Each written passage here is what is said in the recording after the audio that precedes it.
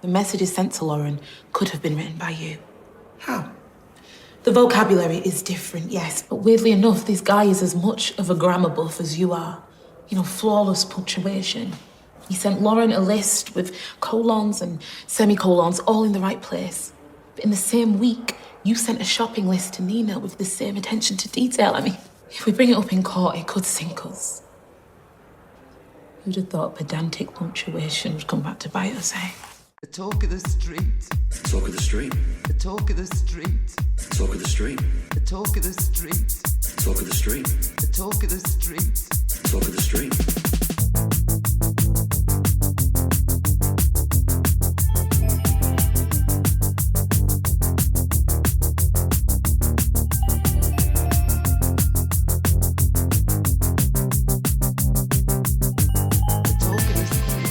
Hello and welcome to episode 308 of The Talk of the Street, an unofficial Coronation Street catch-up and children's TV theme tune podcast that reckons the real villain of the piece is HMP Highfield's open door policy. I'm Gavin. And I only have one child left in school. We only have one child left in school. Overlooked again. It's quite incredible how often that happens. Well, I was just trying to fit it into the format of how we do this. But it is we. It was a collective effort to get, especially that particular child, through school from first grade onward, kindergarten onward. And we did it. We pushed him over the finish line.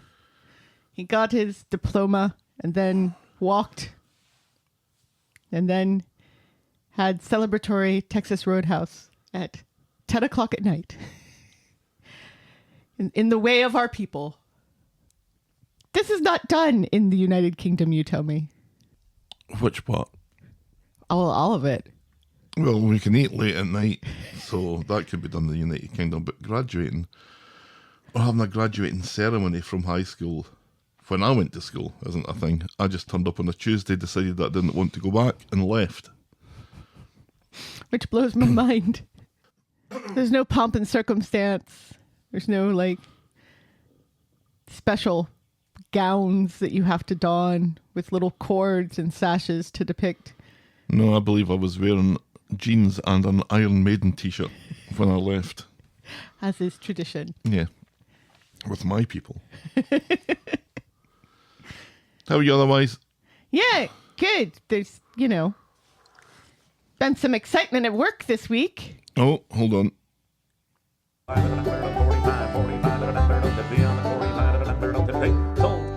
Ogden Talk. My throat's still scratchy. This is an early morning podcast, if you haven't already gathered. And yes. It takes us a good 15 minutes to get into the flow of things. So if you want to skip forward 15 minutes, feel free to do so. Thanks a lot. Anyway, Auction Talk. Yeah, when we typically do the podcast, we were sitting in a football stadium. Yeah, we had this auction go up this week, and it was initially an auction of just 4 things. And this happens sometimes when we have really big ticket items, something really huge. Like a boat. In this case, boats and a big ass tractor from the 50s.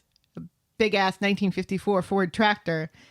We tend to do, a very limited auction as opposed to the 500 lot auction we typically do. But in order to advertise it on one of the venues that we advertise our auctions on, apparently we needed at least 20 lots. So we were kind of scrambling around trying to find things that we thought might go with a boat or like a tractor. life jacket or a shark. We were thinking manly things, like man cave stuff. Remember the man cave auction? Yeah, where you demonstrated a completely different definition of man cave to me.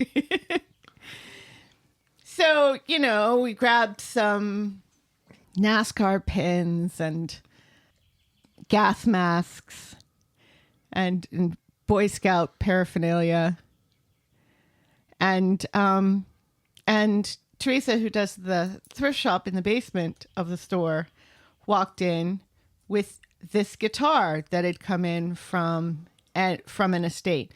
What typically happens, because we do estate sales as well, is the estate sale will run, and then the stuff that doesn't sell at the estate sale will get packed up and brought to the store, and then divided between the store upstairs, the thrift shop downstairs, and the auction people, of which I am one. So she walks in, she's like, "Hey, do you guys want this guitar?" And my coworker Betsy's like, "Sure." And she grabs it, she photographs it, she looks it up, she does the title and everything. And that's that. And the auction goes up. And all of a sudden, we start getting a lot of questions and attention about this guitar. That's a nice guitar. It is a 1952 CF Martin guitar. And yeah, it's up to $1,200 now. It is outselling the boats and the tractor. It will sell for more than these big ticket items that we made the auction for. And sometimes that just happens. You know, sometimes it's just something just randomly gets put in your hand and you don't really think anything of it. And then you realize that you have treasure, true treasure in your hands.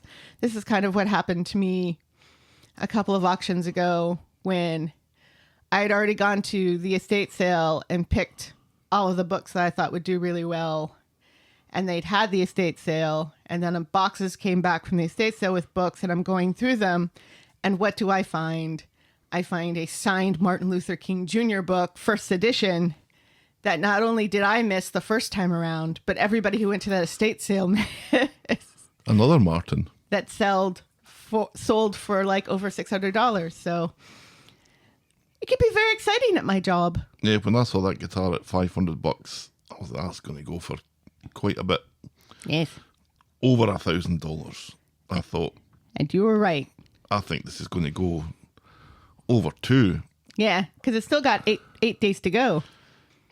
A very nice guitar. Yes. Sadly, out of my price range. At this point, yes. Plus, your I have rack is nowhere to- yeah. your rack is full, In more ways than one. and I'm not just talking about me. Indeed.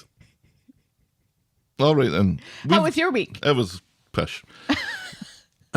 We have tons to get through, so We shall do. we preamble, my dear, Y'all, please. and give us some of that Lutheran Corrie news? A guitar maker. And also MLK's middle name. There we go. The coincidences are just falling out of my arse this morning. Maybe we should do morning podcasts more often. Let's not. Shout out to Jonathan Harvey, who, like us, think half-hour episodes are the bee's knees. And we really do. Fortunately, unlike us, Mr. Harvey can do something about it, considering that he is everyone's favorite Corrie writer. He is. He's up there. He's like the top 3 Yeah, and not just of most people's favourite Corrie writers. and not just because he pays attention to us on Twitter. No, although that doesn't hurt. No. If an episode makes you laugh a lot, the chances are it's either a Damon Rochford or Jonathan Harvey episode. Mm-hmm. Although other writers are available and very good. Yeah, These are top tier. writing heavyweights, I would say. So it was quite a surprise when I posted on Twitter to say, do you know what? Apart from anything else, the half-hour episodes were really, really good. I loved the half-hour episodes. Yeah. And he replied, totally agree. Yes. It's interesting because I was thinking about it and why have half-hour episodes seem to have gone the way of the dinosaur for most Advertising. television programs. And yeah, I think advertising has something to do with it. I also think streaming has something to do with it because you're not limited by a certain amount of time. That's right. The number To of fit times into that a slot. we talk about something on the List podcast, available wherever you get your podcasts, that it's a Netflix show that episodes run between 45 minutes and an hour. Yeah.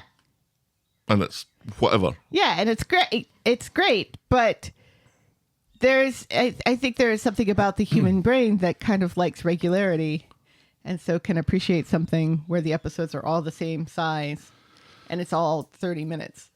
See, when you're watching a bad episode of Corrie and it's 22 minutes long. And it feels like 45 minutes Well, long. that feels like, okay, I'm done with that. I can move on with my life. If you've got an hour of a pure episode to watch, then you're just extending the torture. But if it's a really good episode, like it's been this week, spoilers, it just makes you so excited for the next episode. The anticipation becomes far greater when the show has more regular breakpoints rather than saying, okay, we're halfway through an episode, I'm quite excited about this. And then they've got another episode on top of it.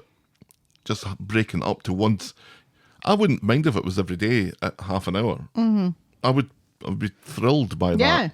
I just whipped right through all of the episodes except for Fridays on Thursday and still had like half an hour left to do what I wanted to do before we left for trivia. It was lovely. Half-hour shows is a way to go. It if is. only we can encourage all their advertisers to pay double.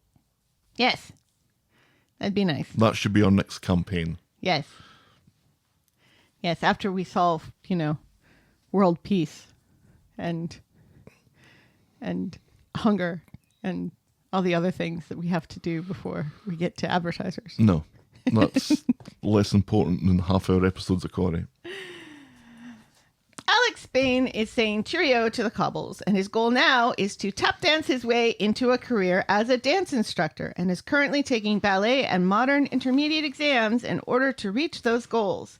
Godspeed to you, Alex. Can we all just have a collective sigh of relief that we haven't seen any evidence of Simon dancing, though? This is the funny thing, he talks about how he's been in dance his whole life and everything. And I'm like, the show has missed this perfect opportunity for him to team up with Glenda and become an instructor in Little Showstoppers or whatever it's called. Oh, come on. We watch the show, Helen. We need to get things like this right. Because otherwise, Mark writes in and tells us we were wrong. Maybe I do this just to give Mark something to do with his time. You always have that safety net. But then, I thought about Happy Days and the fact that Henry Winkler's mom was constantly telling the show how great a water skier he was and that he won all these water skiing competitions and they should do a water skiing episode, which led to the jumping of the shark. And then I think, yes, I am also glad that Alex unfortunately didn't have an opportunity to dance on the show. I have an awful lot of time for him. He was 7, I think, when he started in the show. Such a cutie patootie. And a cutie patootie, but once he kind of stopped being a cutie patootie and started growing into a young man, Right. the show kind of didn't know what to do with him, and it hasn't known what to do with him for the longest time. Yeah. It's shown little glimpses here and there of giving him a bit of a storyline, like Right. the Jacob stuff and the drug stuff. Right. But overall, he's been a mystery and a enigma of a character because they don't know what kind of stories they should, and they don't give him anyone to Right. There to are hit all these, off. Like there he's are all not these, Stephen Tim or There are all these other young people on the show that he could be friends with. Shoot, he has family close to his own age on the show. No, He's but got shoot. Amy. Shoot is American for shit. No, shit is American for Oh, shit. okay. What's shoot American for then? Shoot. Okay. You forget our gun culture here. Oh, Anyway, rarely. we refuse to allow you to forget it. Now I forget my point. Yeah, he's got Amy and he barely interacts with her and they're cousins. Mm-hmm. It feels like the show could have done so much more. And he did everything that he could from a personal point of view, I believe. He went to drama school, acting classes and stuff to improve his craft. Right. So it's like he really invested in it. Right. And I don't know that the show's repaid that. It feels like he's deserved more. Right. And it's kind of heartbreaking because when he was talking about taking these exams, he's like, I should have taken these when I was like 16. And now I'm going back to it. And it's so nice to be able to just go and do these things that I've always wanted to do and never had time because of Corrie. So, and apparently acting is not completely off the table. I mean, a lot of people act and dance at the same time. Yes, we saw people do that in West Side Story this week. We did, in brownface. Anyway, and finally, in political news. Uh-oh. Where are you going with us? Keep this light. As you sit there with your Barack Obama t-shirt on. Literally. Literally. And finally, in political news, Mark Anwar, who played Sharif Nazir on Corrie, has announced he will be running for MP as an independent candidate in Bury North. So there's that. There is that. That is a thing. That is a thing. That And is going see, to you were happen. worried. You were worried I was going to bring up something else. I did. I was. I kind of still am. And you had 34 reasons to be worried. And that's Corrie News. That's Corrie News. And that, remarkably, manages to lead us rather seamlessly into our feedback section that I like to call Everyone's a Critic.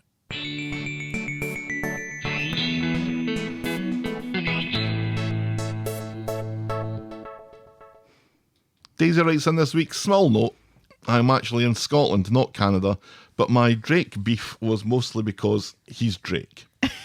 Thanks for all the effort for each podcast, been spouting about you to everyone I could. My getting into Corrie story, because that was, remember, a couple of weeks ago we were asking for, how did you start watching Coronation Street? Yes. Daisy says, my getting into Corrie was my ex-partner who watched it religiously with her parents, and I then got into it. We broke up, and I kept going, found you two, and the rest is history. Aw. There's a funeral shop in Edinburgh that constantly changes its displays. Last week I saw an Iron Brew covered coffin, presumably with the livery of Iron Brew and not actually the liquid. At Halloween I've seen pumpkins. What do you think Todd would put on one for display? A pride flag, hopefully. Happy Pride, by the way. Happy Pride, I've changed our social media avatars accordingly. Excellent. No doubt I will get complaints. Fuck them. It's an avatar. It's a 300 by 300 pixel image. Relax. Relax, people. It's not going to kill anybody. It's not going to make you gay. What else could they have? How about a full cup of coffee? Do you think the show did that this week intentionally? What? All the spilling coffee? Somebody else pointed that out.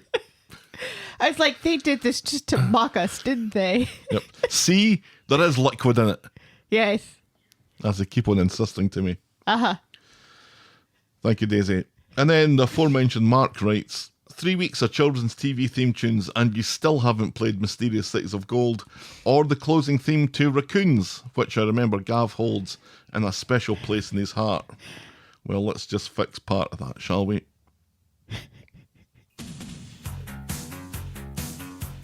It was the 80s. It was the 80s. It was Canada in the 80s. And it was a little cartoon about a bunch of friendly raccoons called The Raccoons. Did you get the Raccoons? I have a vague memory.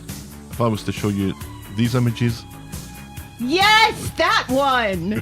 That one, the one with the shirt on. I remember this show. Such a good theme tune. Wait till it gets to the chorus. I'm sorry about this. We Oh, will talk and then about there's Coronation Street. that aardvark thing. Sid Sneedley, I think, was his name. He was the Scrooge McDuck of the show. Wait till you get to the chorus. We got a copyright strike for this, by the way. Do we? Here we go.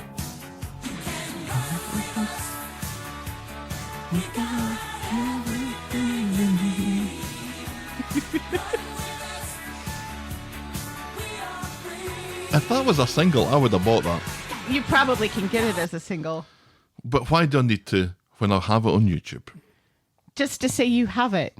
Like I have the theme song for the Never-Ending Story on vinyl 45 single, You're so cool. just so I could say I have it. In other news, I was all set to demand that Hindsight Corner be reinstated. God, Mark, you've been listening for a while. But went to the bother of checking on Corripedia and found that you were right. Corrie really did get sent down for murder. Also, Monday, 27th of May, was the May Bank holiday in the UK, so while not elevated to anything quite so fancy as Memorial Day, still above a regular Monday. Thank you, Mark. Canadian Helen, we can't really show this because of the medium. Right. She wrote in on the Dora the Explorer theme tune that we were talking about last week to share a Only we video weren't. of Dora the adult YouTube video, which was hilarious. Not that kind of video, No. but it shows, Although I'm sure that one is out there. it shows Dora adulting, and it's pretty hilarious. Oh, that's Charlie DeMello, just like the half-hour episode tweet. Thanks, Charlie. Hey, Charlie. Thomas writes in to say, agree with Helen, Corrie is totally behind the Abbey tape as revenge for her story. Mm-hmm. Thank you, Thomas, for that Coronation Street related bit of feedback. Hey. And in that vein, Cheeky writes, Lucy Fallon gave the performance of her life this week, especially on Monday and Tuesday, but the real star has to be the villain himself, and I'm not going to say who that is Not at yet. the moment. Showcasing his much nastier side and frightening the ever-loving crap out of me with everything he did. He really was, when we get to it, such a transformation. He has the ability to become the next great Corrie villain.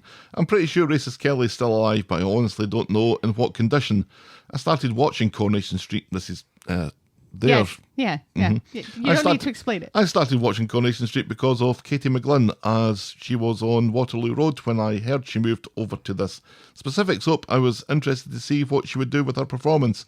One of my favourite childhood shows that I can honestly remember was called Hammer Man, because we're getting some theme tunes here as well. An animated TV show where MC Hammer was a hero named Stanley, who had magical dancing shoes with musical notes as superpowers. I remember this. Really? Because I'm starting to question the mental faculties of our Cheeky here. Let's see if I can find that. I remember this. And then I was reminded of it when Andre 3000 had his kids' show. Because it was, you know. Deek. That's deep.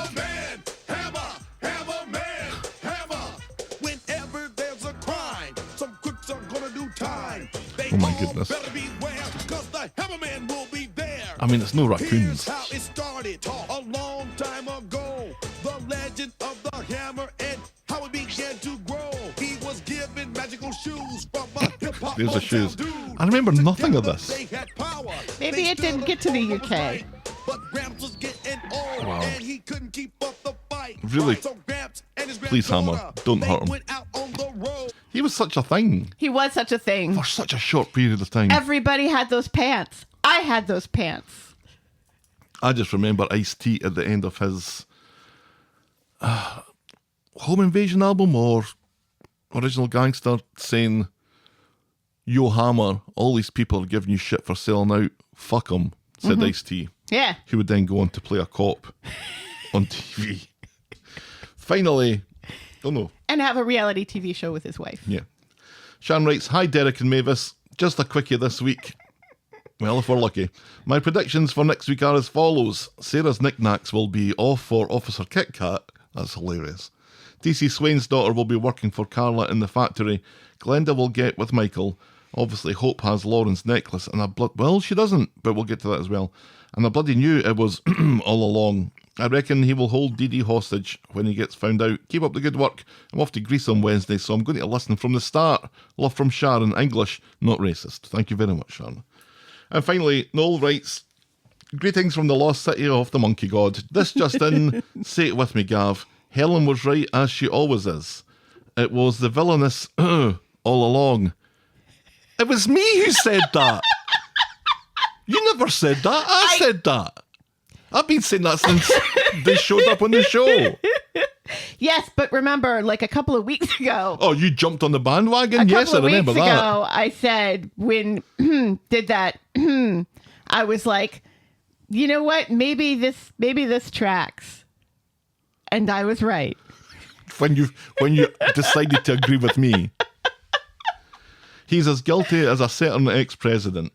Welcome to the newest... Which is also true. Welcome to the newest power couple on the street, Carla and Swain. Something about which Helen was also right. That was me as well!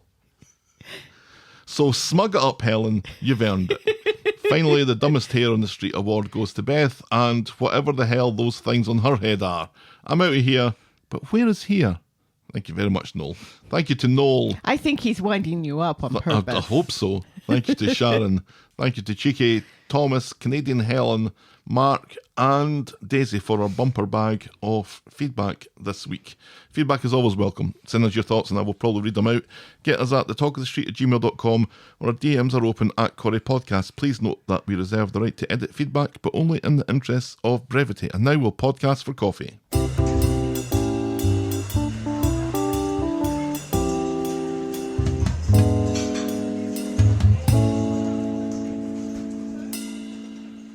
We have a new friend of the podcast. Woohoo! I really need to get a theme tune for that.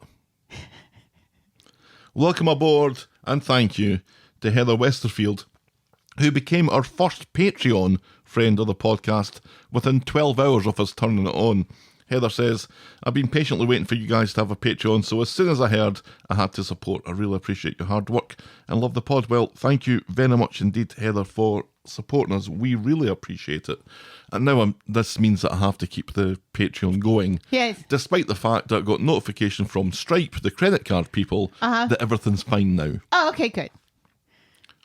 Just creating chaos and then saying not everything's fine. Yeah. But thank you to Ko-Fi for their assistance on that matter. When Absolutely. I know that it wasn't really their doing. So, The Talk of the Street is and will always be free on your podcast provider and on the YouTubes. But if you think a show is worth anything more than the time it takes to listen to it, if you want to show your appreciation, you can buy us next week's coffee by going to ko-fi.com. That's ko-fi.com/The Talk of the Street. You can also sign up to be a friend of the podcast through the same link, where for as little as $2 a month, you can get a mention in the closing credits of each and every episode, as Heather just did. Thank you again, Heather. Yes. And we're also on Patreon. And we now have a Patreon site where you can also show us some love and sign up as a friend of the podcast. Patreon.com/The Talk of the Street. But remember, if you remember nothing else, please remember this.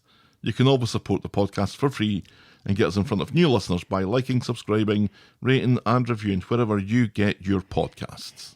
There's a music podcast that I listen to, and one of the podcast hosts there, who's initially, an actual DJ for a radio station, insists upon calling it Patreon. And it annoys the hell out of me every time. I like the sound of that. It gilds the lily a little bit, but I think that works. I think we could carry that off. Patreon. Yeah. Oh, yeah. It's like, stop being so full of yourself, Chicago music DJ. All right. And music critic. Did we say what we were drinking this week? We're drinking coffee. We're drinking coffee. We're actually drinking coffee. Thank you for our coffees. Because it's Saturday morning and not Friday night. You're also still drinking a pop over there, aren't you? I've got Canada Dry hiding behind the corner. I said pop. You did. You also said shoot. Shall we dive in, my dear? Yes, please. This was a really tricky week to write notes for. Yes. I asked you, how are you going to do this? You might have to do it daily. This is what I'm doing. Yeah. I decided to go that way. It made the most sense, and it still was pretty tricky to do because of the way that they presented it was right. As I kind of called last week. Show the same day over and over again. Yes. And for a good bit of the week, that's exactly what they did. I think it really worked. I hate gimmicks. But I think that approach really, really worked. We do hate gimmicks. So on Monday then, it's a big week, so we've got to start with some arty-farty shots and licensed music. This time, it's Roy's dropped book and a dropped cup, both in his cell and on the street, that grabs our attention. Yes, one is coffee and one is tea.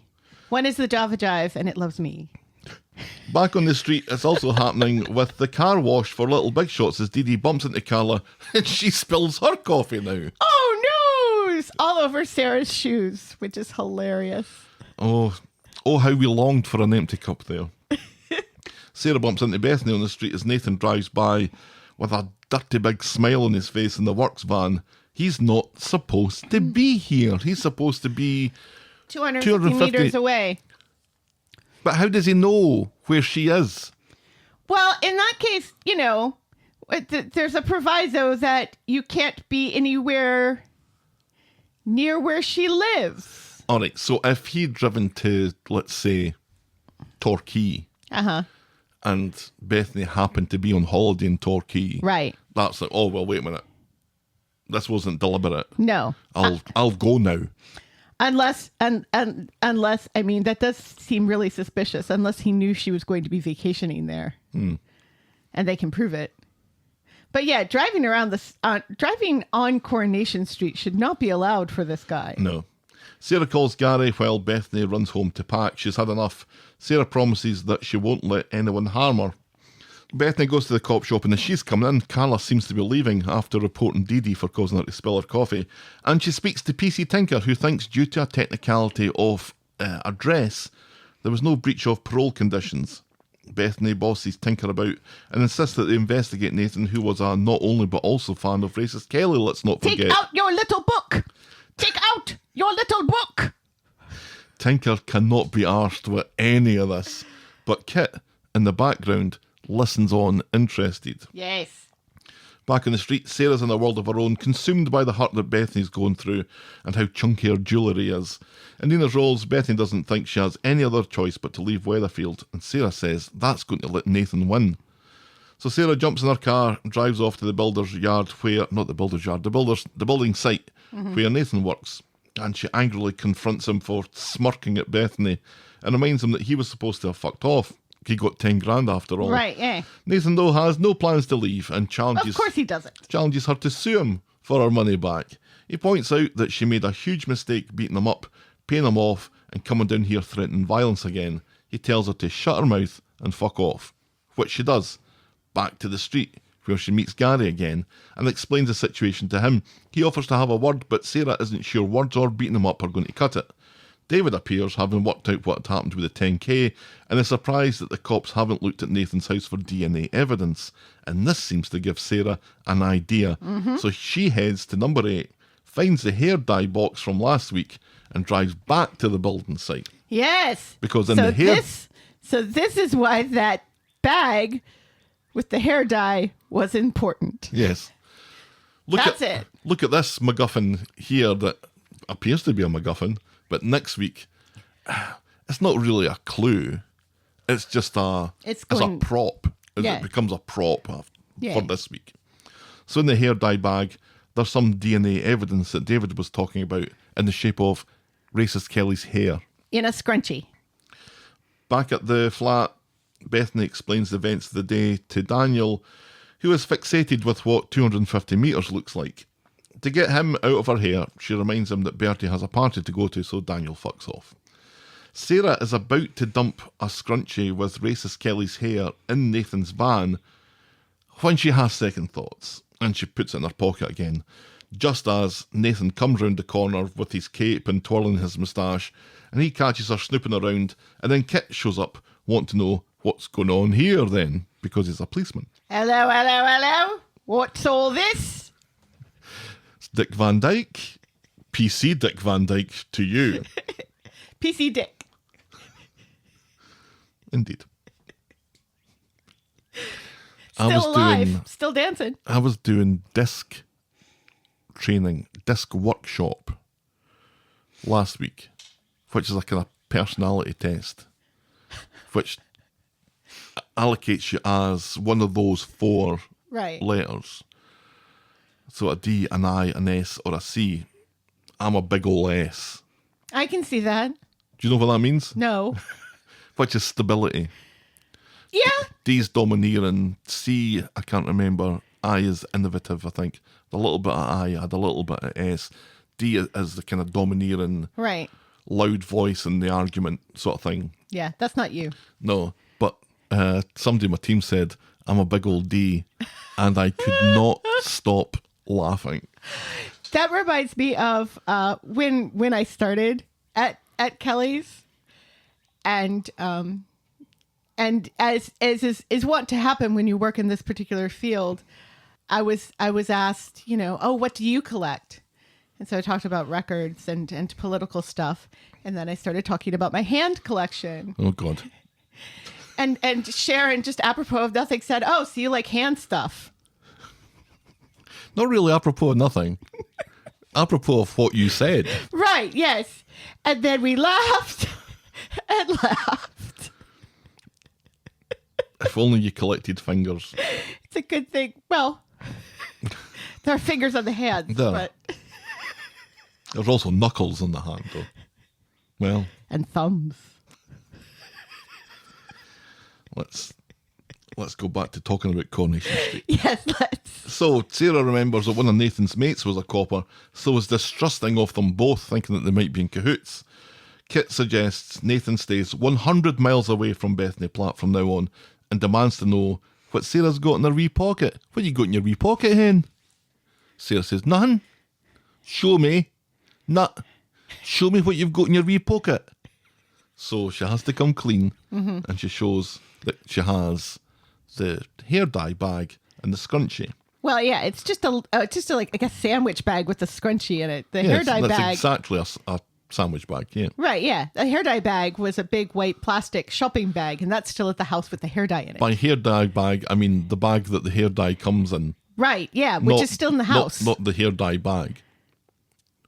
Yeah, that's not the hair dye bag. It's just a little sandwich bag with a scrunchie in it. We're talking about the same thing. Kit remarkably doesn't arrest Sarah for attempting to pervert the course of justice and tells her just to let the process take its course. And I thought this is rather strange from Kit. He keeps a hold of the bag, though, He and does. sends her on her way. And again, this is rather odd behaviour from a policeman. And I'm Is starting to it? think, is he a policeman? Well, Swain seems to think so. Yeah. But It's he not a doesn't know. badge. He doesn't know Sarah from anybody, and he's cutting her loose here. It seems like he has some knowledge of Bethany's He knows who story Nathan here. is, certainly. Yeah. So back at home, Sarah goes to see Bethany and is about to tell her what happened when Daniel and Bertie come home with exciting news. He just saw Nathan being arrested outside. Whoop whoop. He goes on to say where he was outside, so it all kind of ties in with what happens later. Right. Bethany hurries to Nina's Rolls to tell Carla and the gang that Nathan has been arrested and his van has also been taken in for examination. Carla calls Dee Dee with the news. This might see Roy free, but Roy's cell is mysteriously empty and his book is in a puddle of tea on the Yes. floor. Yes. Very So- milky tea. So at this point on Monday, or at this point in the week, this looks like the show is trying to be entirely from Sarah's point of view, but it mucks it up a little bit because it's not entirely from Sarah's point of No. view. There's some scenes when Sarah's not in it, and it seems to be more from Bethany's point of view. Right. And I think there's at least one scene that's from Bobby's point of view, just sitting in the calf. And I was like, if each episode is going to be from a single perspective, that could be quite interesting as well. And that's what it looked like it was going to be. Yeah, it's not though. But what it did do, though, and what I didn't really like, was the quick cuts from one character being in the calf, and then we jump to a scene where they're suddenly at the builder site. Normally, there would be a scene of something else in between those Yeah. to account for the passage of time. Right.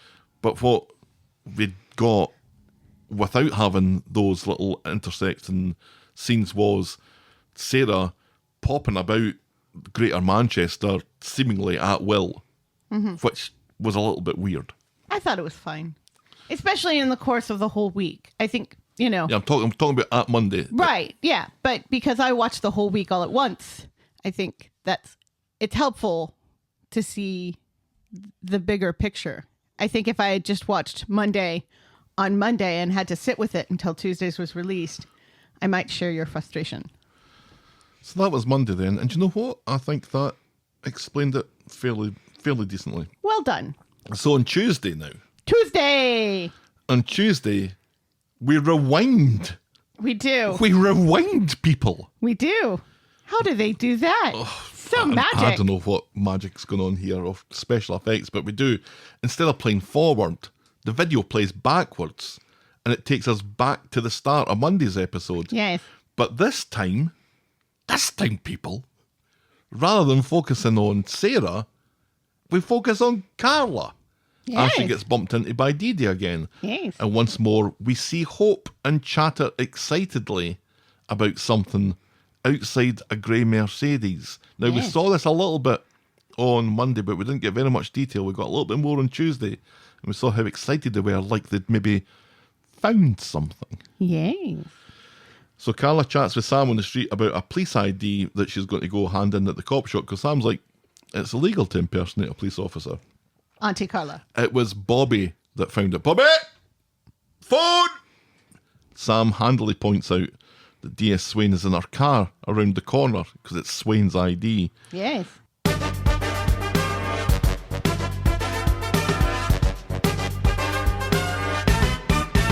Swain. Carla goes to the car and she overhears Swain in a heated argument with who we assume is her daughter Yes. on the car phone.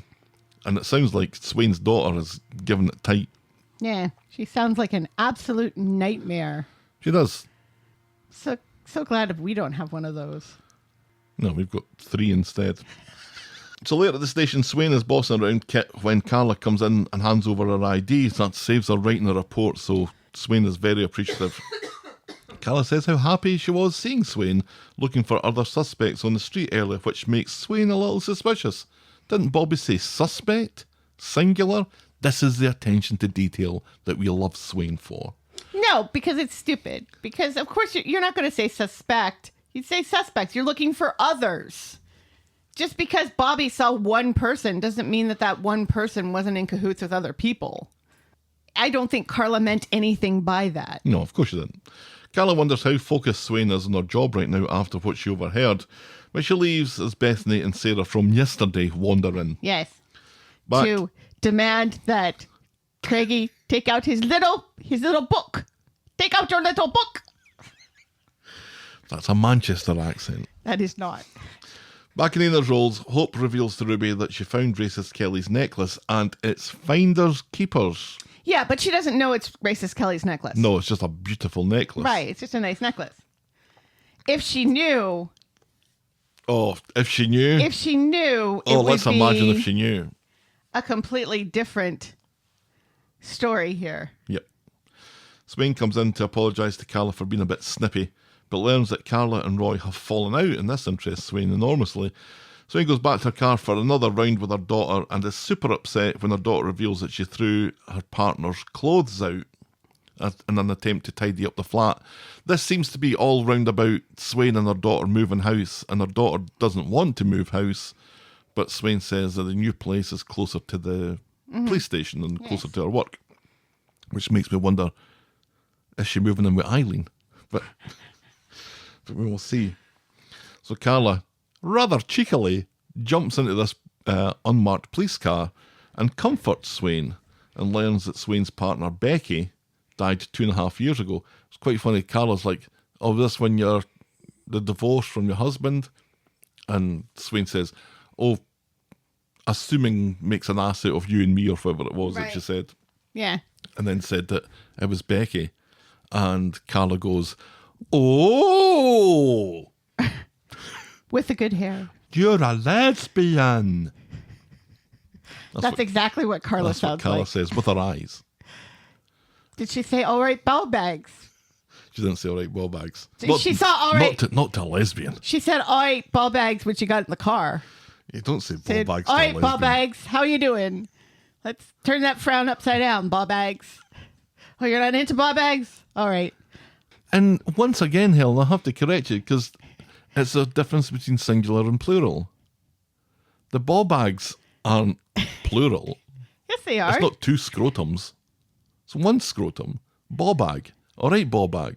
That's what she says. Those are testicles, Helen. Those are different. I'll show you later. I love how, through the magic of being a podcast, when you said those are testicles, Helen, in that particular voice, no one knows whether or not I'm jiggling imaginary testicles in my hands over on the other side of the table, or if I'm actually jiggling your testicles. Or if you're under the table. Or if you're showing me yours. Helen doesn't have testicles. She's a lady. Back to Coronation Street now. I'm a cis lady. I've been a lady since birth. Back to Coronation Street now. Yes. Come on, come with me. It's exciting. When you say ball bags, I always imagine that meaning both the... I don't say ball bags though, I say ball bag. Right. But when you say that, I imagine that it means not just the scrotum, but also the testicles. No, So it's three things. it's just the scrotum. The balls are balls. Those are the balls and that. And those are plural. Anyway, how did we get down this? Carla. Oh, because she's a lesbian, that's right. So, Becky died 2.5 years ago. Do you know what happened 2.5 years ago? 2.5 years ago was November 2021. And in the show in November 2021 was Swain arresting ITV Corrie and ITV Stefan, who were hiding in the back of the van trying to escape the country. That's what happened in November 2021. Which I found was quite interesting. Did they shoot a police officer during that time? No, Because remember, Becky was killed in the line of duty. she was. That wasn't it. I just thought that was interesting. But maybe because Swain is talking about how Becky was telling Swain that she was too focused on one thing. Yes, And was missing the forest for the trees. And I wonder if she was referring to ITV Corrie. that's what I'm thinking. It seems a bit coincidental that they pick 2.5 years ago. Mm-hmm. And when we go back 2.5 years, this is Swain in the show. They could have picked anything. They could have said 3 years ago when she wasn't in it or whatever.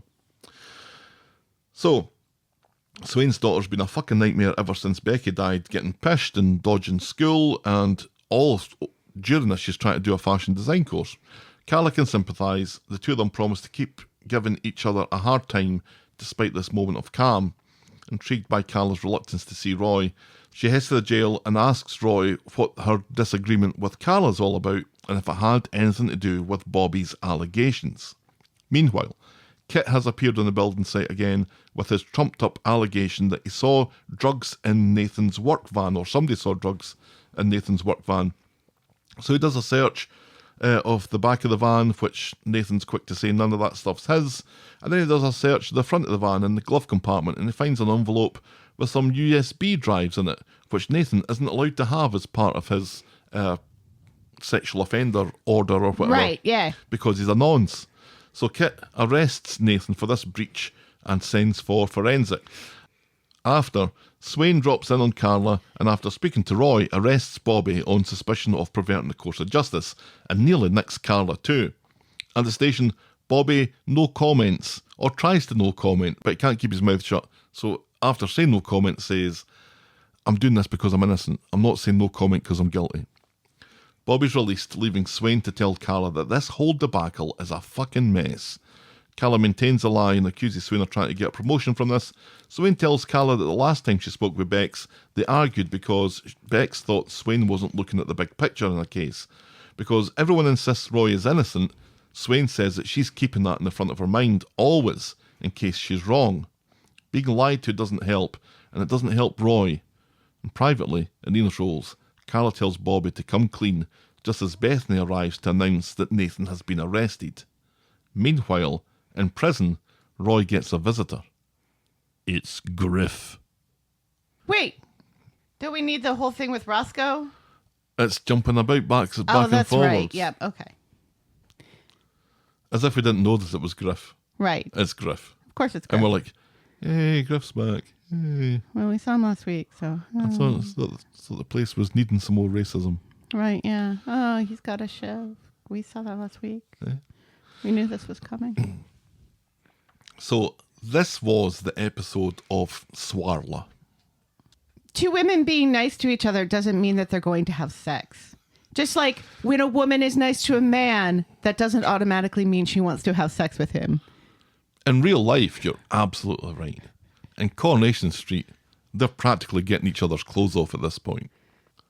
I'm hoping that is not the case. Not because I don't want more lesbians on the show, because everybody knows I do. Because the lesbian to gay man ratio is grossly out of sync here at the moment. But I don't know. It feels like just shoving a character that is like pushing 50 into a storyline where all of a sudden she has gay tendencies feels lazy.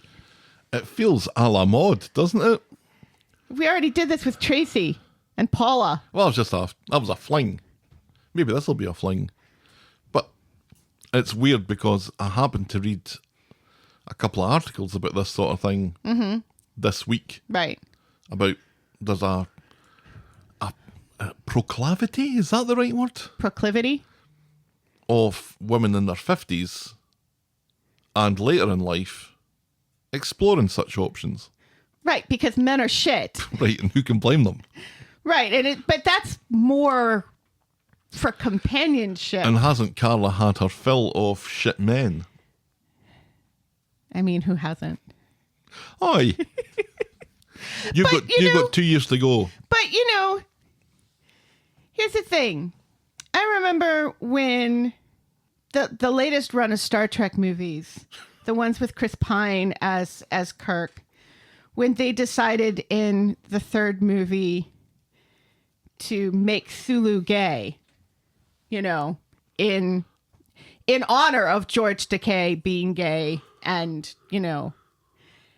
everything. George Takei actually came out and said, this is all very nice and everything, but I would much rather they write gay characters who are gay from the very beginning instead of just trying to give like a little nod to the gay community by having this like 2-minute section where Sulu kisses a man and they have a daughter together and they walk away and then that's it.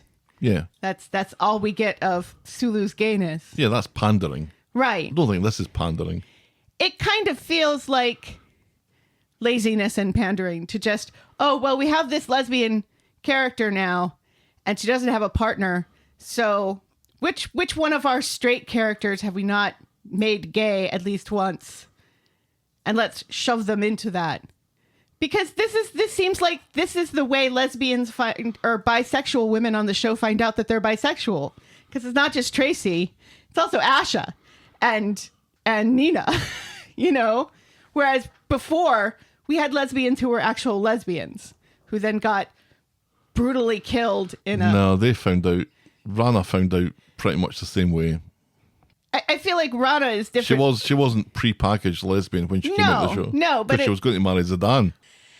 We haven't got to the point yet where any of this has happened. Right, but it is... And who knows the job that they're going to do to get us to there if that is the direction that they're going in. If that is even a thing. So I think this is premature outrage. Well, it's not necessarily outrage. It's just because I'm not outraged by the presence of lesbians, obviously. No, but Carla, in your mind, suddenly becoming one... Right. Or bisexual. Is causing a problem. Yeah. Where we don't know that that's happening. We don't know how sudden it's going to be. All we have at the moment is a bunch of assholes on Twitter, of which I am one, picking up on each and every moment of this that could be construed as something. Right. And we'll get plenty of it this week. Mm-hmm. And it just feels a little too close to the truth that we have willed this into existence. Yes, you and a bunch of gay men on Twitter. And gay women. Mostly gay women, really. Happy Pride. Hey, I've changed the avatar and everything. Don't tell me I don't do nothing. On Wednesday, then.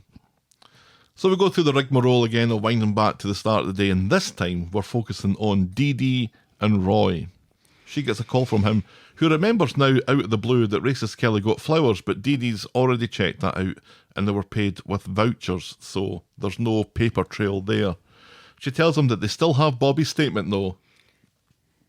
Roy's Yikes. like, Bobby's statement? Just Roy grabs his collar in his cell. And his facial hair. And the linguistics. Don't forget about the linguistics. Ugh. Roscoe comes along and does his best to get Roy out of his cell. He's had an injury to his hand that he puts down to a fall. Obviously not a fall. No. Roy is in no mood to socialise and chases Roscoe out of his cell, almost literally. Meanwhile, Dee Dee's got a call from the linguistics expert. It seems that Roy has sent 41 texts in 17 months. Right. And so they're so few in number that she can't build up a proper profile. Right. And the texts sent to Racist Kelly use flowery language and proper punctuation too. So if anything, they make it sound like Roy really is guilty. I thought this is Which is weird a hilarious detail. because the whole thing was that there were spelling mistakes and improper grammar when they first sent it to because that's Nathan. Right. But all of a sudden But it's not Nathan. But all of a sudden now it's proper. Mm-hmm. It's like, wait a second, that doesn't jive with what you said last week No, about it what did, these. because that was Bethany looking at Nathan's text on Not Only But Also Fans. But the texts that have been sent to Racist Kelly on her phone are different. Oh, okay. No, I get it. But it was the fact that he's only sent, on average, 3 texts a month. Right. If anything, that should say something. The fact that he barely ever texts and this person has been texting up a storm to Racist Kelly. Yeah, we can send like 10 texts to each other just talking about what we're going to have for dinner tonight. 3 texts a month. It's weird. That's so funny. You're probably the person I text the least. Yeah, I don't like texting people that much. Because I'm like, I will see you later, so I will talk to you about this thing as opposed to texting you. Yeah, you're the only person I would sooner just phone you. Yeah. And in 20 seconds, that's Yeah. it, we've figured it out or whatever. Yeah. Or you know what I need you to know, or I know what you need me to know. sort of Right, thing. yeah. And you're also a person who recognizes that I'm at work during a certain time of the day, and I recognize that you're at work during a certain time of the day. And so it's not the ideal time to send a text to me. No. I hate it when people text me at work and on non-work related things. It happens all the time. It's like, you do know I'm at my job, right? Mm-hmm. I will get back to you later. So they can't build a profile because the sample size is so small. That is that hilarious. detail has just got Roy written all over it, and I fucking loved it. It doesn't do him any favours here, of course. So Roy reacts badly when he hears this because this leaves him with Bobby's statement, and Roy knows that that's bullshit. He's fucked good and proper. Dee Dee is confident that the prosecution has nothing either apart from the fingerprints and the DNA and the fact that Roy is a bit of a midnight creeper. After Roy is further pestered by Roscoe, who tries to get Roy to the canteen, Roy tells him to suck his balls and is about to go back to his cell when the guard announces that Swain wants a word. This leaves Roy's cell empty, which, let's remember, is what Roscoe wants. But for some reason, he doesn't communicate this to Griff, who is pulling the strings. Griff has threatened Roscoe's granddaughter if he doesn't get Roy to the library at 3 because they're playing Cluedo. Why are cell doors left unlocked when the people are not in them? You would think this would be a detail that prisons would because, like, when you take somebody out of a cell, you immediately lock that cell up until you bring that person back to their cell. Is what should happen. Because you really don't want people wandering into one another's cells where they can hide behind the bed and then shiv them later. Mm. This prison they have Roy in seems very, very casual. Where people just wander in to say hello. Well, remember, whenever they want. Roy's not a prisoner. Yeah, but the other guys are. The other guys are in the sweatpants. He shouldn't be mixing in the same population. He should not be in the population with the people who have been convicted. But this is why he's got a phone. But I know this happens all the time. I mean, I've seen enough horrifying footage of Rikers Island, but it's as an American, you expect the British to be better. And by better, you mean more brutal. Less brutal. We expect you to be less brutal because, you guys are proper and sip tea and have electric kettles. When in doubt, pinky out. So Swain knows that Roy is covering for Bobby and is pish-patter, and Roy decides that he'd rather trust justice and tell the truth and risk being found guilty than lie and be found innocent. So he grasses Bobby all the way up to fuck. Yeah. He begs Swain to go easy with this information. Fuck that, says Swain. I'm going to do my job. Dee Dee's on the street when she sees Bobby being lifted for lying about the statement, and she's frantic, and Nina decides to blame her for this mess, wishing that Roy had never hired her. Joel tries to comfort Dee Dee by telling him that this is the way the cookie crumbles, so Dee Dee throws him out angrily.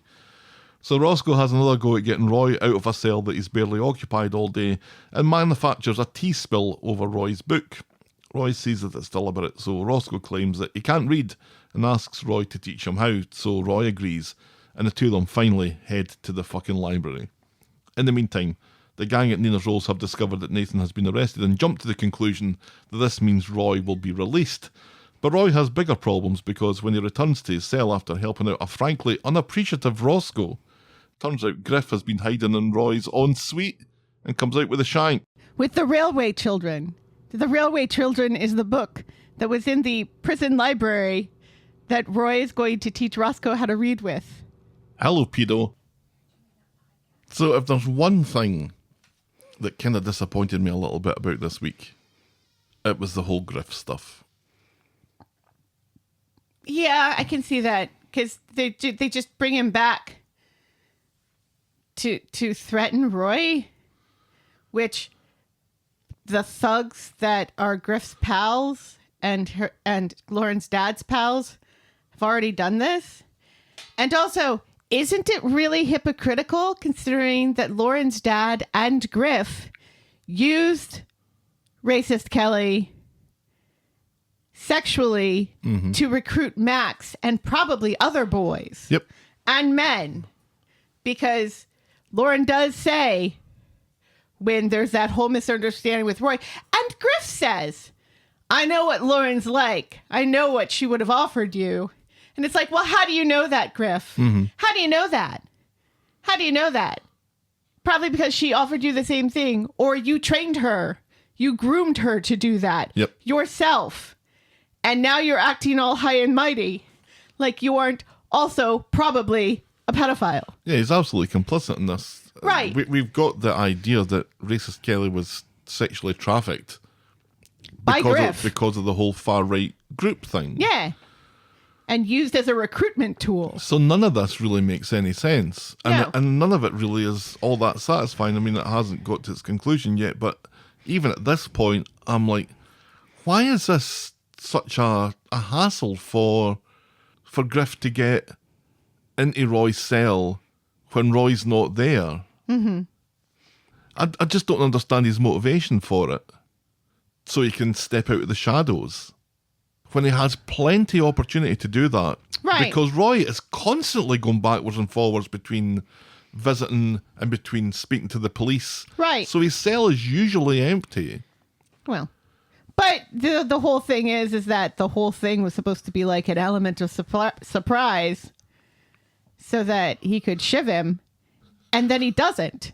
But He it's just like, starts talking to him oh, we'll get there. and talking to him Oh, we'll get there. and talking to him. And it's like, this could have been an email. But seriously. And as far as the element of surprise is concerned for us, we've already known it was Right. Griff because we saw the flash conspiring with forwards of it Roscoe. and stuff from Yeah. yesterday. So we're gaining nothing here other No. than it's filling some time is what I think it's doing. And I feel like that time could have been better spent.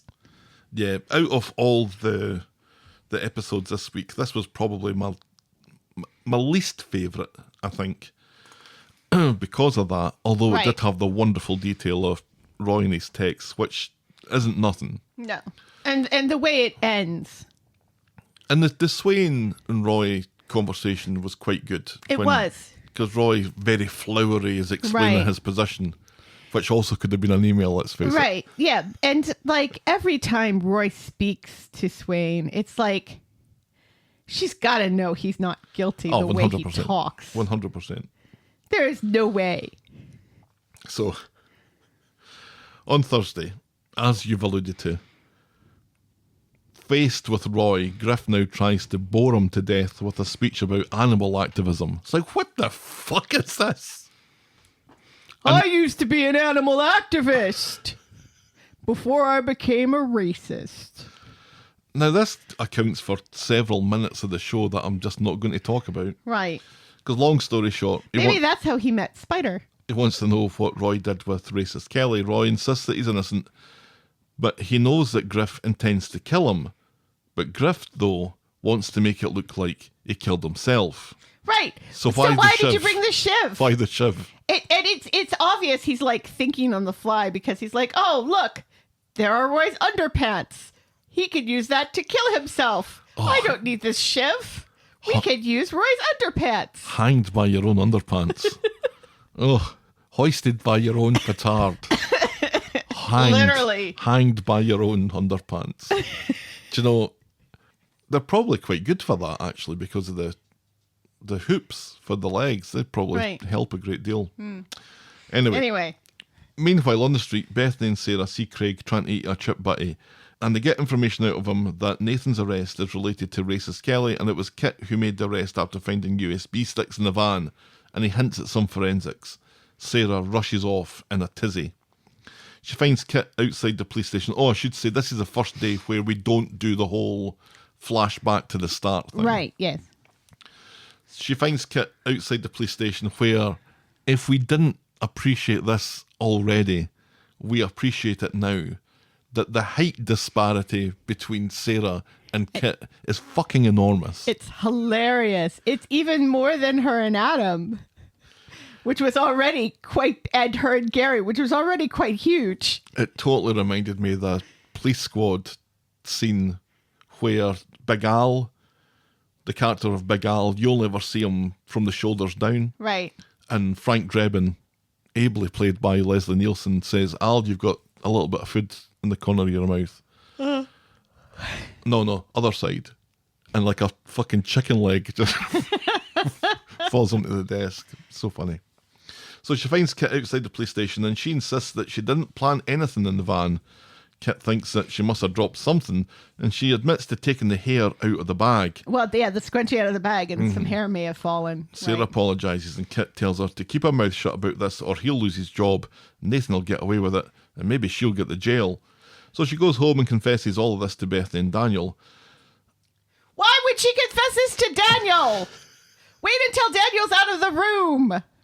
He's just going to be high and mighty and patronizing about this. If there's one person who's going to make things worse, it's Daniel. And he does, because he says the whole case against Nathan is a lie. But it's not because the USB... She didn't put the USB things in there. Yeah, the show's been careful to make him slightly guilty of something. Right. Or very guilty of something. Right. Bethany's cool with this, but Daniel can't approve. And this time it's his turn to storm out. Nobody fucking asked you, Daniel. So while the hair is off getting analysed, Nathan is being questioned by Swain and Kit, and Joel is his solicitor. What? What the fuck is this? What the fuck is this? He's a duty solicitor. Right. So this kind of explains this very convenient thing that's just happened. Yes. Nathan no comments his way through the interview, but is shocked to learn that his girlfriend refuses to give him an alibi anymore. When Swain accuses him of battering racist Kelly to death with a chair leg, we see a flashback of it, but notably, we can't see who it is that's doing the bashing. They take a break. Back in the cell, Roy says... And that scene is very, very cleverly done, where it looks like this scene is playing in someone's head. Yes, and someone who is in the room. Yes. That is pretty clever. Very cleverly done. Back in the cell, Roy says no one will believe that he'd killed himself, so Griff makes him write a confession. What's going on here? Griff's like, hold on, I've got a typewriter. Just give me a minute. I'll go back to my cell. I'll bring this along. I've got some calligraphy equipment. You can go nuts with the suicide note. Roy shouts for help, and Griff manages to hold Roy whilst also holding the shiv to his own neck. Right. To make it look like Roy's the one with the shank. Right. The guard, who is Roy's friend, Yes. raises the alarm. It says, "Don't worry, Roy. We gotcha. Hold on. Don't die yet." Back in the street, Dee Dee is furious to learn that, in fact, she might even be fucking furious to learn She is fucking furious. that Joel is a duty solicitor representing Nathan. When Kit calls him back into the interview room to get the results from the forensics, the hair was indeed racist Kelly's, so Nathan is promptly charged with murder. As he's dragged off, Nathan insists it was Sarah that done it. She was snooping about the back of the van. And you were there, Kit. But what we see in a flashback is Kit carefully planting the hair. With tweezers and gloves, which he conveniently, I guess, carries around with him in his police car. Yep. Back in the room, Kit says that he was there, he saw it, Sarah never had the time, and Swain's like, "Well, why didn't you tell me about this?" Kit says, "Oh, I phoned you and left you a message." Right, So and Swain, I texted you. So Swain looks at her phone, sees the message, and says, Yeah. yeah, that checks out. Convenient. Joel is surprisingly content to ignore his client's allegations here. I wonder why that is. So Kit is as corrupt as PC Tinker, maybe even more. Which we already kind of figured out, didn't we? Did we? Didn't we always? Because of the way he let Sarah go. The stuff with the bag was very suspicious, Yeah. but here we are, where he's And actively... also where he very, very quickly was going to throw Bernie in jail for disorderly conduct when she wasn't really being disorderly at all. And also probably got her car towed, just for revenge for being a terrible mom. Right. There was always something kind of off about This feels next level, though. him. And also, we don't really know much about Kit's backstory here. We don't know if someone he's close to was also trafficked by Nathan at some point or was trafficked by someone else. We don't know his motivation here. I see a lot of people speculating that he may be in cahoots with about all of this. I think That's a stretch, isn't it? I hope that's not the case. Yeah, I agree. I think that there's three players here where people are trying to form connections between Right. the three, and I'd rather there was no connection between the three. Right, yeah. Yeah. Because it feels very contrived if there is. Right. And yeah. they're doing a good job so far And I to kind- avoid that. And I kind of like Kit. So do I. I like him. I liked him immediately. His reaction to finding Bernie was so good. Yeah. Not from her point of view, obviously, No. but he was believable. Yeah. That his reasons for, look, I don't know you. You Right. don't know me. Yeah. He was giving her some hard truths. Yes. And it was good. And I've liked the honesty of it. Right. Yeah. I even like, the deviousness of getting her car towed and everything, but also seeming very sympathetic to Paul. Yes. And getting that guy to move his car, which was good. Meanwhile, Bethany works on Daniel, telling him that if he talks to the cops, Nathan will walk and Sarah will be arrested. Daniel promises that he's Team Platt, even if he doesn't like it. Team Platt, and that's that. Yeah, don't say, even if I don't like it, at the end of it. Right. Just say I'm Team Platt. Yeah. Because by saying that even if I don't like it, it kind of sounds that you could be persuaded. Right. Dee Dee's in the cafe now with the good news. Nathan has been charged and Roy will be coming home. But Roy is still in his cell writing his suicide note. He gets Griff to agree with him to calling Nina to say goodbye. And as he's doing that, the guards storm the cell and drag Griff away. Roy is safe and well and is released. And next we know, he's back in the cafe. And is clutching the picture, clutching his wedding picture. His picture of Haley, yeah. Yeah. I thought that was a very lovely touch. Yep. And he's having a celebratory slap-up high tea with the gang and his beloved Freddie. Joel leaves the celebrations and on his way to his car, Hope approaches him. No, she's leaning against his car. She doesn't approach. You You approach Hope. She found a necklace behind the seat of his car that is racist Kelly's. Under the rug. Hope hands it over and we see the flashback again from earlier, but this time we see it's Joel who battered racist Kelly to fuck. Back on the street, Joel And accepts smoothed the his necklace hair. from Hope and is oddly expressionless as And- the episode ends. But is following Hope with his eyes as she walks away. Is that what he's doing? He's spinning Yeah. the necklace round his fingers. And he's watching Hope, which makes me think he's going to attempt to attack Hope, and Hope will murder him. So it's Joel, It is Joel. just like I said. And just like I said 2 weeks ago. So just like I said 6 months ago. Right, but this didn't happen 6 months ago. No, but And remember, I did kind of persuade you by the whole, racist Kelly doesn't seem like Joel's type. Remember that? I remember that, and that's still true. Yeah. Yeah, I think, Because Joel seems to like the women of colour. yeah, and I think this, and that may be a front, but I think it also, the whole racist Kelly thing, it kind of feels like it's more along the line of grooming, and it's not about attraction necessarily. There's certainly, and we will find more of this out on the Friday episode, but there's a separation between the sort of women that he dates and the sort of women that he abuses. Right. Yeah. And the two aren't at all similar, No. probably deliberately. Yes.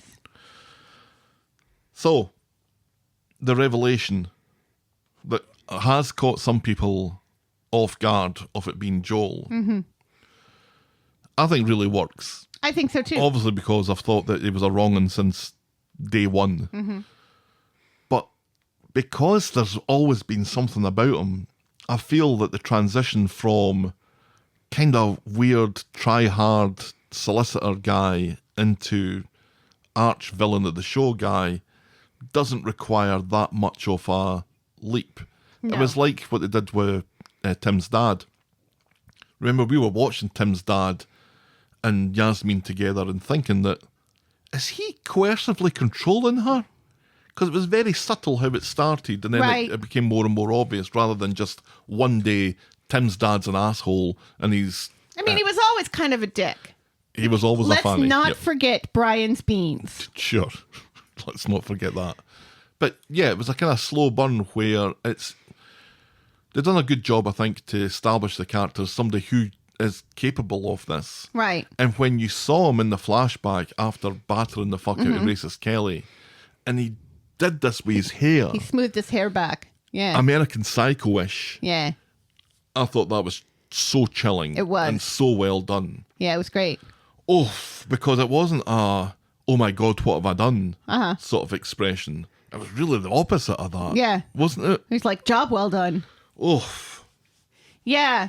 And, and then you go back and you realize that our introduction to Joel was when he was representing racist Kelly. Yes. Who was it that posted that on the internet? It was the Talk of the Street, Oh, the that was- Coronation Street podcast. But it's funny because, I've been reading some of the comments, on Coronation Street's Instagram about all of these things. And there are people who are very angry and insist that Joel and racist Kelly are never in a scene together. And it's like, and it's been so well done and so subtle that they have forgotten that in fact, that was his introduction to the show. So here's what I discovered in my investigations. That I was tipped off about that first season. I'm not going to take credit for it. But going back, you saw how much was loaded into that scene, watching it back again, that racist Kelly is very nervous of Joel. She kind of smiles nervously at him. But that was totally within her character. Right, So it didn't yeah. stand out. No. In the scenes that followed that this year, because remember, Joel went away, and when they came back again, they were in, I think, 8 episodes together, but were never together. Right. But what the show did, and I don't know if this is deliberate or not, but scenes with Joel would very often move into scenes with racist Kelly. So we'd have a scene with Joel and Dee Dee, and Joel would be massaging Dee Dee's feet, and the camera would be on the two of them. And it would cut from that to a scene with racist Kelly and Bobby. And then it would cut back to the Joel scene. So it very often went from a shot where you can see Joel to a shot where you can see racist Kelly. So kind of subliminally in your mind, it's kind of linking the two things together a little bit. Very subtle if that was deliberate, but I Right. appreciate it if it was deliberate, because I thought, oh, that's really kind of clever what they've done there. Right. They also had a scene where Bobby and racist Kelly are with a drunk Simon and Amy, I think. Was it Amy? Anyway, they're having a conversation about who are you named after. Racist Kelly says, I'm named after that racist Kelly that was in that show that one time. She doesn't. She says, I'm not named after anybody. Right. Bobby says, I'm named after Bobby Ewing, the character from Dallas, Right. who died and came back to life. And racist Kelly goes, well, that's believable. That's not what Bobby did. Bobby didn't die and come back to life. Bobby died in the show, Right. and then they retconned it as a dream, so he walked out of the shower. Right. And that's different. That's different from dying and coming back to life, because that's Right. what Jesus did. So by getting that wrong, deliberately, I think, and having racist Kelly saying, well, that's believable, it makes me wonder if racist Kelly's Still actually alive? dead. Because we don't see her dead body. No. It kind of feels like somebody getting that many brutal whacks with a It chair should do leg it. should be enough to kill you, especially since, let's not forget, Stu's daughter only had one blow with a ceramic house on top of a woman's head and killed her. Yes. So Well, heads are very fragile in this universe. ceramic houses have edges, I guess, that maybe a round chair leg doesn't have. But it's weird that we haven't seen the body. We've seen her lying there alive as she's about to get bludgeoned, but we Right. don't see her afterwards. No. But is he really going to let her live? If she's not dead, he's going to know it. Right. So does he have her like in a basement or something? Oh, not another basement. I don't know. It's yeah, just because weird that we haven't seen the actual body. Kelly was kept in a basement. The other thing that I noticed was her last episode, when this presumably happened, because she's in the flat, and then Bobby comes along, and she's gone, and her bacon Right. sandwich is left. Yeah. And the radio Joel still at that on. point in the show has been found out by Dee Dee that he has a wife. Right. That's what's happening to him that day. Do you think the wife is real?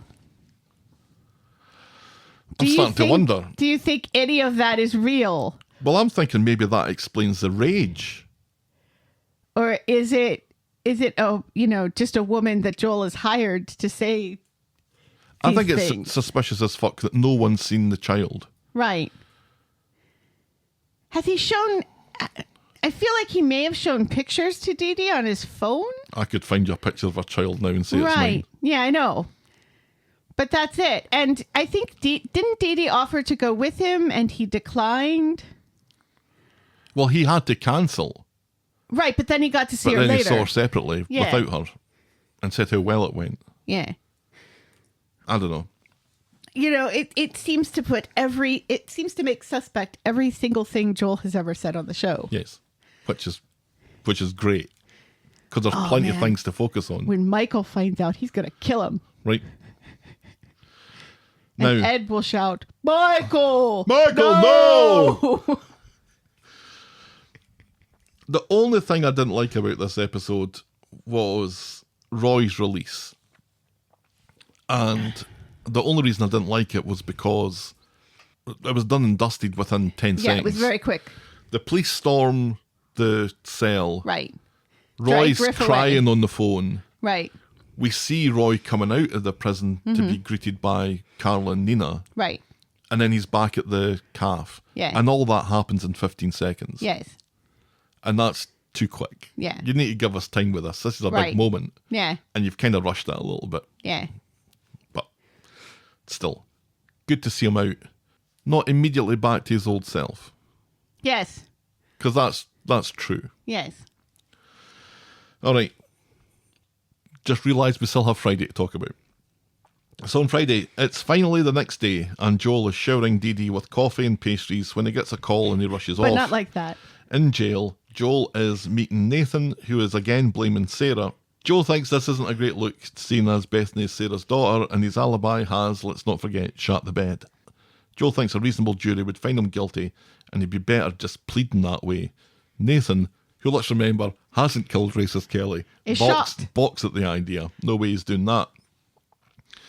Carla is at the cafe meanwhile, and Roy, who still hasn't shaved, and that's a disappointment, has closed for a deep clean. She tries to build bridges, but Swain arrives and spoils it. Swain wants to confirm all the charges have been dropped, and they're waiting to proceed with charging Griff, but Roy would rather just put that all behind him. Swain advises that he speaks to someone about his ordeal, someone like maybe Carla, for instance. So despite not working at the factory, Roy goes to speak to Carla at the factory. He's been reminded that she had his best interests at heart, and so he forgives her, and Carla is so happy about this, she's like a dog with two dicks.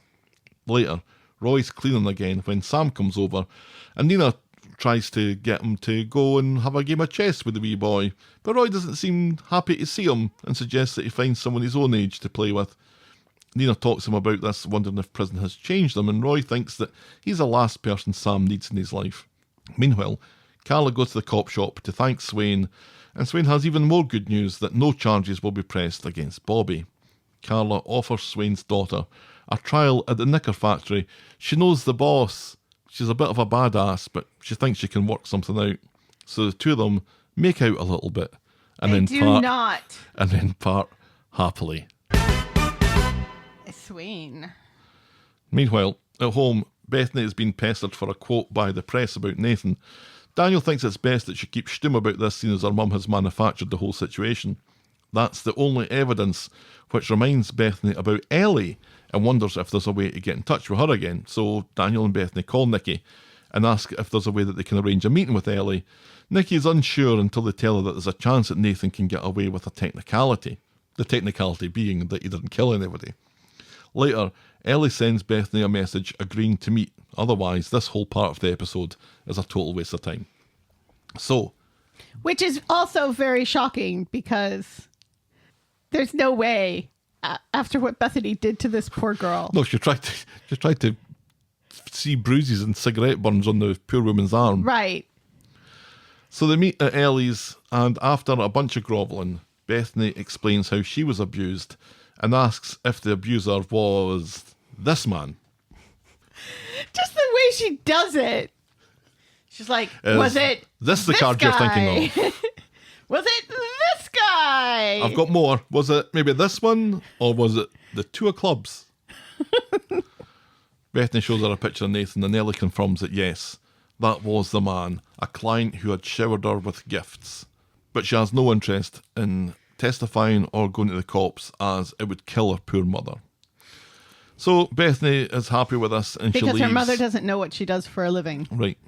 And as Bethany leaves, Joel comes out of the kitchen and congratulates her on a top quality acting job. It was so creepy the way he's like... That bit about the mother was just a cherry on top. Oh, he's so freaking creepy now. He gives her some cash, although he offers her it, then snatches it away again. I'm just kidding. Oh, it's getting away from you. Bethany goes home to tell all this to Daniel and Sarah, and Daniel seems happier now that they have the right guy.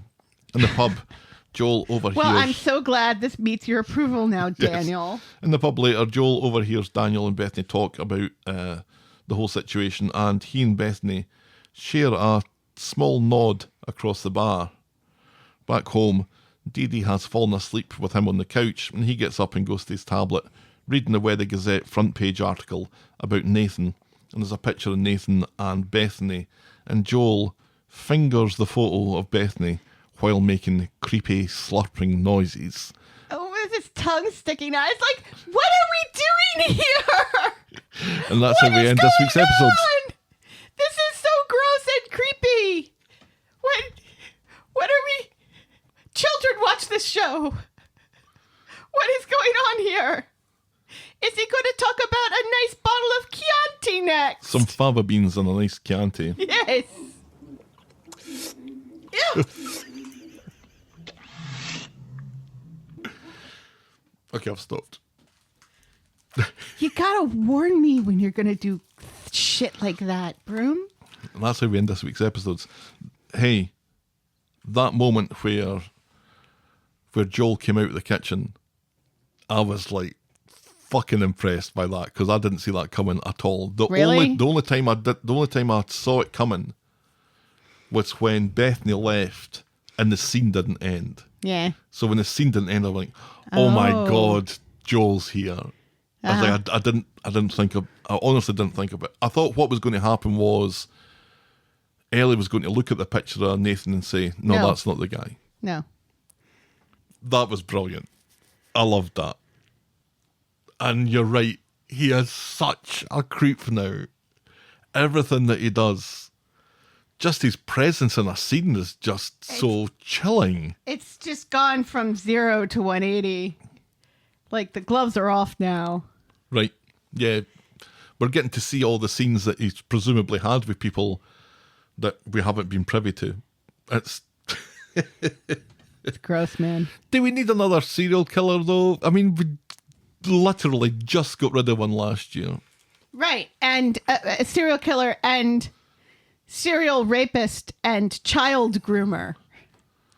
Right. I mean, you do yourself no favors by bringing Nathan back to remind us that it hasn't been that long since we also had a child rapist / groomer on the street. Yeah. Do we need another one? And also, a serial killer who is in a relationship with a beloved character on the street whose life is going to be shattered by this revelation. Mm-hmm.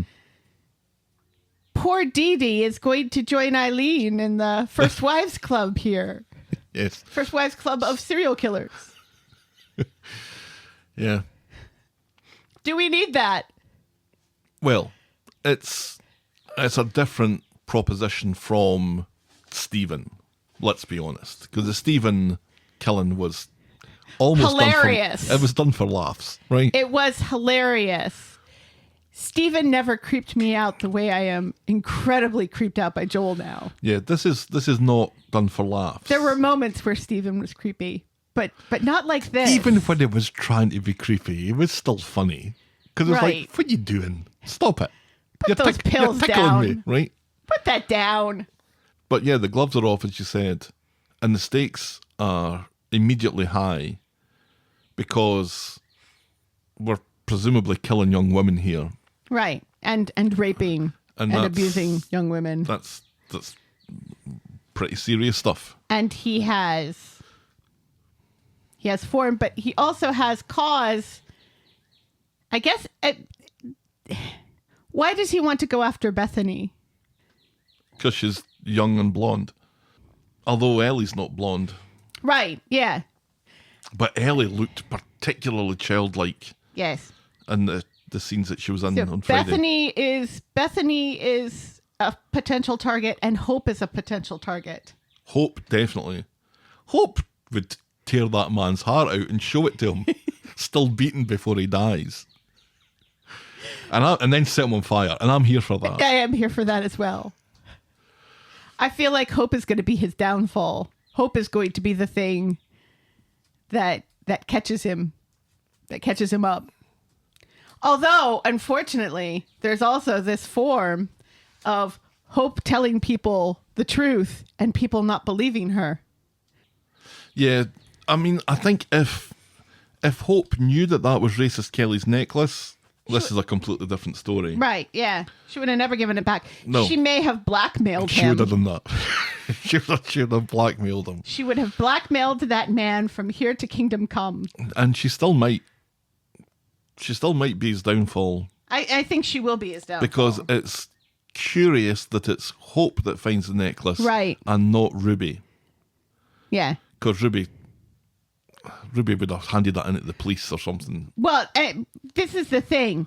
Ruby would have given it to him right away when he went to pick up his car, and other people would have seen it. People who know. Mm-hmm. Yeah, this Like would have Glenda. been... If Glenda had seen that necklace, Glenda would have known because Glenda was there when they were talking about the necklace. This would have been the downfall episode Yeah. rather than just the start of it.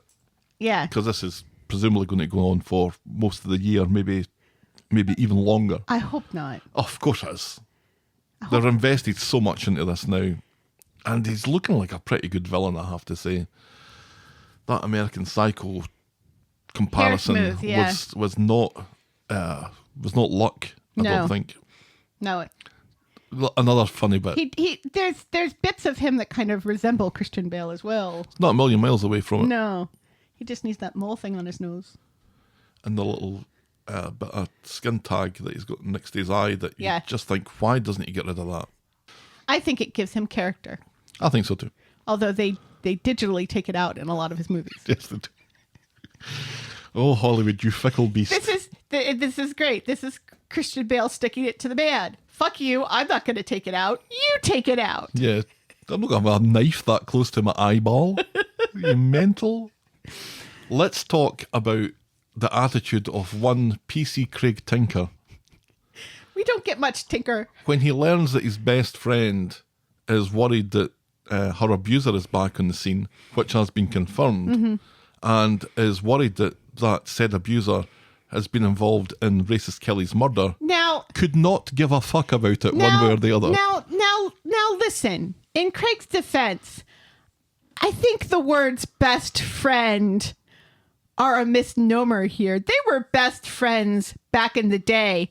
But when Bethany came back, she didn't contact Craig until she had something she needed to get out of him. Yes.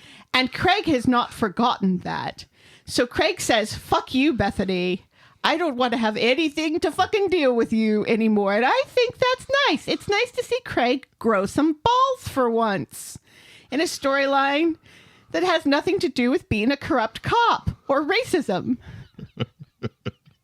He does give away information that he shouldn't, so he's maintaining his corruptness. Yeah, by biting into a fucking sandwich. That was so dumb. That was probably my least favorite part of the week was, all right, if it has something to do with this, then bite your sandwich. And if it doesn't have something to do with this, put your sandwich away. It's already away. Am I a performing monkey for you, Bethany?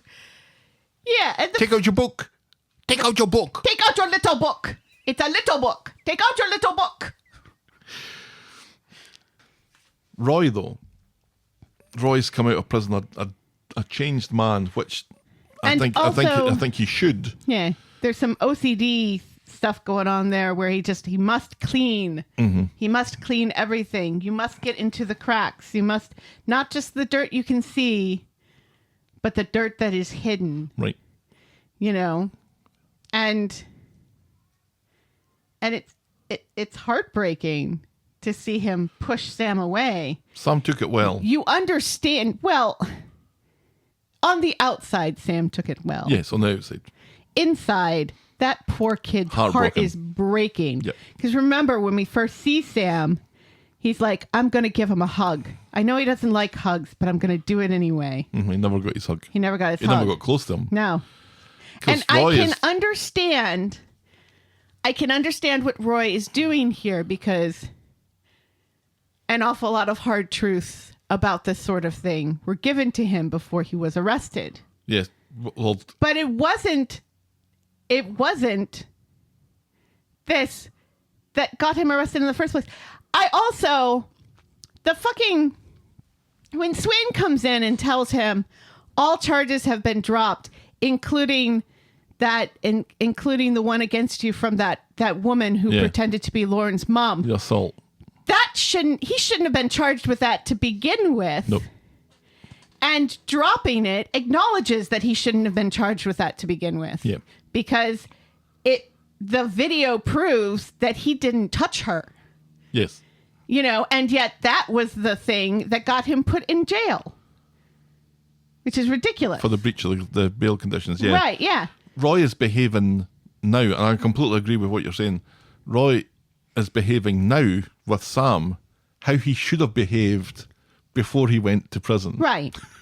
It's far too late. But yeah, he's cautious of how his relationship with Sam will look. Right. I think he's hearing Griff calling him a paedophile in his mind. Right. And is concerned about how that looks, because everyone's telling him, right. And your unfortunately, behaviour has has added to this. Your personality, your Right. your idiosyncrasies have added to your appearance of guilt. Yeah, and unfortunately, that means he is course correcting too far in the opposite direction. And after the event. Right. You know, whereas it's borderline cruelty. Yeah, it was marked when he hadn't immediately shaved. Yeah. That And was like, yet he's so desperately cleaning. Yeah, isn't that strange? But hey, this has given David Nielsen something more to sink his teeth into now. Has been this kind of anti-Roy that he's almost seeming, and he's not. I don't know if Nina could have done a little bit more there.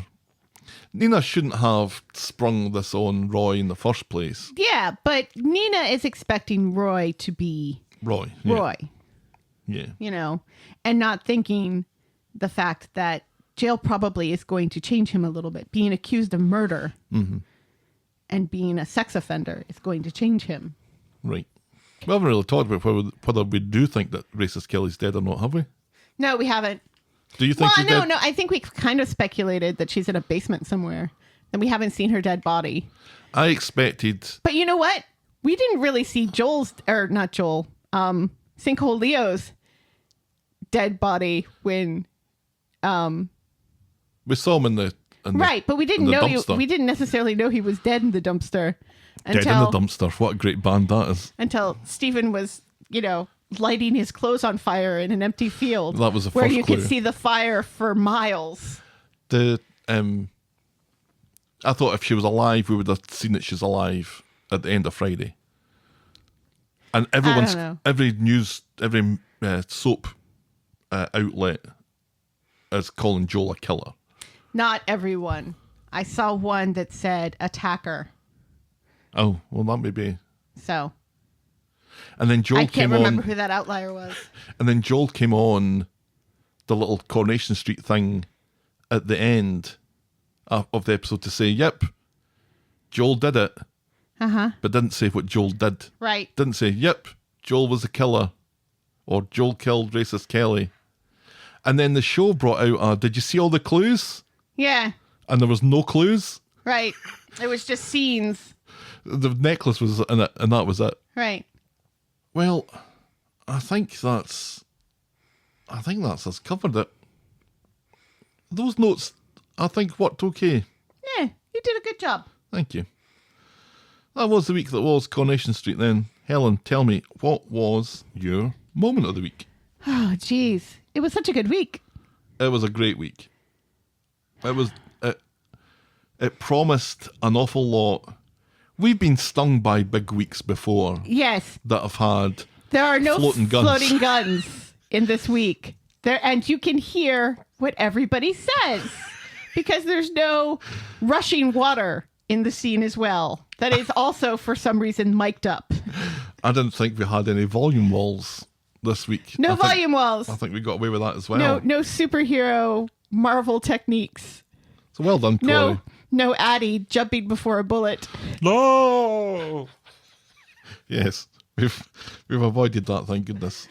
Yeah. A good week. This was a very I good really week. enjoyed it. Yeah. It didn't disappoint. No. We've been building up to this for months. There are some things I would change. Not perfect. Let's not say it's No, perfect. it's not perfect. But it's as close as perfect as we're going to get. So, again, your moment of the week. Is it the Hope necklace reveal? When she just goes, I found this. No, because I And think then- we all assumed that that's Right. what it was. No. You didn't? And then you don't know what she found. But then when we go, I found this, and then we see Joel bashing Lauren, Yeah, and then I'm- the necklace on the table. Like that whole part, the reveal that starts with Hope going, necklace of the week. It was necklace of the week. It was necklace of the week. I think this is the second time this necklace has been necklace of the week. Yeah, it's definitely necklace of the week this time. And that revelation, starting from Hope, of Joel bashing Racist Kelly's head in with a chair leg, is our Moment of the week. Moment of the week. your boring moment of the week. Craig biting into a sandwich. PC Tinker, peckish after a double shift, biting into his sandwiches hour. Boring moment of the week. Poor Craig. Poor Craig, indeed. The way it's like, Bethany, this man owes you nothing. He owes you nothing. Now, This is like the one time that I'm supporting PC Tinker. quite a reaction to the episode when I asked for people to rate it either yay, meh, or zzz. 54.4% said yay. That's the first time and the highest percentage that we've had. The first time it's been over 50%. 33.5 were meh, and only 12.1 were zzz. So this is a resounding endorsement of this week's episodes based on the thoughts of 182 people. See, when you keep guns out of the show, And- it's better. And when you make it a half hour, I think is a big, big factor in it as well. Because not only are there no floating guns, there's no guns at all. No. There's no guns, there's no knives, there's no baseball bats. It's a chair leg. It's a chair And leg. I think that's great. So we know what our followers on Twitter think, but Helen, what was your score out of 10? 8.5. I'm going to give it an 8. Oh, I'm higher than you. I'm giving it an 8 this week. That rarely happens. But never let it be questioned that I really enjoyed. I really enjoyed the episodes this week. But yeah, there was just a couple of bits. The Roy and the Griff. Griff stuff really just ground my gears. I'm going to shank you. No, I'm going to make it look like you killed yourself. No, I'm going to make you write a letter. Oh, get on with it. Whatever you're going to do, just get on with it. Right, yeah. This could have been an email. Yeah.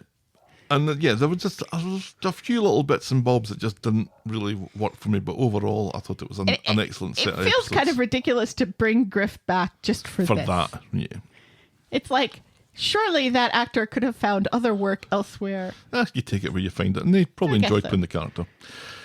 All right, let's wind this one up then. This episode was brought to you with thanks to our friends of the podcast: Daisy, French Helen, Pickles, DT, Trisha, Wendy, Noel, Canadian Helen, Christy, Shandy, English Victoria, Aurora, Yvonne, and Heather Westerfield. Thank you so much, guys. We really appreciate it. Muchas gracias. If you've ever felt that the same day was repeating itself over and over, or if you felt that the same day was repeating itself over and over, or if you felt the same day was repeating itself over and over, Congratulations, you're Bill Murray. write in to tell us about it. We're the talk of the street at gmail.com, and we're at Corrie Podcast on Twitter, Facebook, Instagram, Threads, and Blue Sky.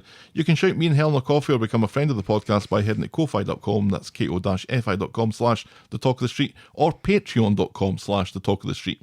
Check out voggle.co.uk for links to our merch store, YouTube channel and blog. And if you're so inclined, please leave a rating and a review on the iTunes or your podcast provider of choice. And be sure to check out our pop culture sister podcast, The List of Lists. We talked about brownface this week. Thanks for making it to the end of another episode, and we will be back next week with more Talk of the street. The Talk of the Street. Bye. Cheerio.